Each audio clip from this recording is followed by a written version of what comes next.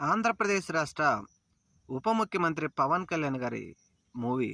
ఆయన నటించినటువంటి 'OG' movie విడుదల సందర్భంగా విడుదలకు ముందే అనేకమైనటువంటి సంచలనాలు ఇప్పుడు బయటపడతా ఉన్నాయి. ముఖ్యంగా ఆంధ్రప్రదేశ్ రాష్ట్ర ప్రభుత్వం 'ఓజీ' సినిమాని రూ. 1000కు అమ్ముకోవచ్చు అని ఒక జీవోనైతే విడుదల చేసింది.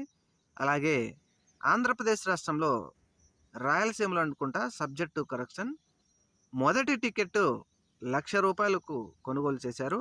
మరి ఇటువంటివి అసలు అభిమానులకు తక్కువ ధరతో సినిమాలు చూపించవలసినటువంటి ఉప ముఖ్యమంత్రి గారు ఒక టికెట్ ధర రూ. 1000 పెట్టమేంటి అని చెప్పేసి పెద్ద ఎత్తున విమర్శలు వస్తూ ఉన్నాయి. అలాగే రూ. 1,00,000 అభిమానులు ఎన్ని డబ్బులైనా పెట్టి కొంటారు కానీ ప్రభుత్వంలో ఉన్న వారికి బాధ్యత ఉండక్కర్లేదా అని చెప్పేసి ఇప్పుడు పెద్ద ఎత్తున విమర్శలు వెల్లువెత్తుతూ ఉన్నాయి.